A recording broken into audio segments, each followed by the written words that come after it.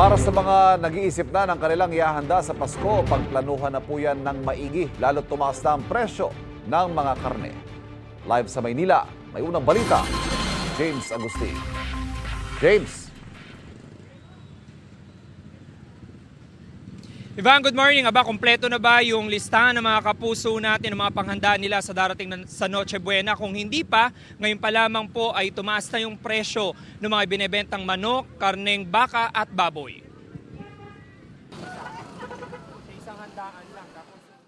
Halos pare-parehong sagot ng mga kababayan natin nang tanungin namin kung ano nga ba naiisip nilang panghanda sa darating na Noche Buena.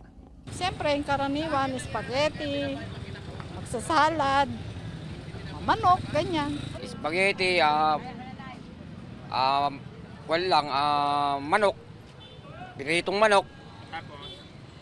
Ayun lang siguro, sa sobrang mahal ang mga bilihin eh. Spaghetti, ganon, chicken, yung whole chicken sana, ganon mga roasted para mabilis lang lutuin. Kabilang sa listahan nila ang manok. Dito sa Blooming Treat Market sa Maynila, tumaas na ng 10 piso ang kada kilo niyan. 200 pesos ang buong manok o choice cuts. Mataas po ang punan namin 145 po yung live. Kaya ang bintahan, 190 o hanggang 200. Sa panapit na Pasko, ano ba? Tataas pa kaya o paano? Di pa po namin sure kung pataas pa o pababa po. Kasi malikot po ang presyo ng manok. 10 piso rin ang itinasa kada kilo ng karneng baboy. 330 pesos ngayon ang laman, tulad ng kasim at pigi. 380 pesos ang liempo, habang 320 pesos ang pata. Pangahango lang po kami, baka siguro po magki-Christmas kaya tumataas.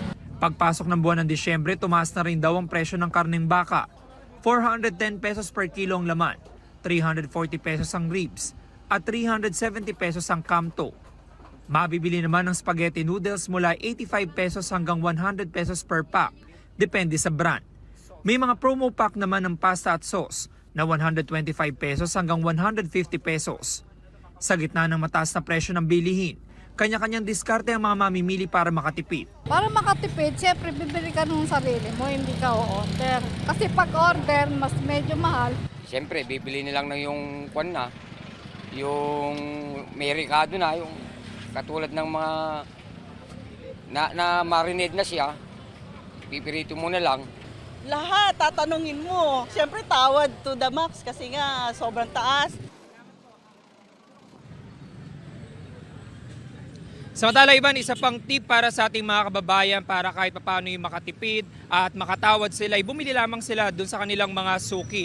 Dahil malaking bagay yung bawat natitipid ngayong holiday season na pandagdag na rin sa iba pang gastusin. Yan ang unang balita mula rito sa Maynila. Ako po si James Agustin para sa GMA Integrated News.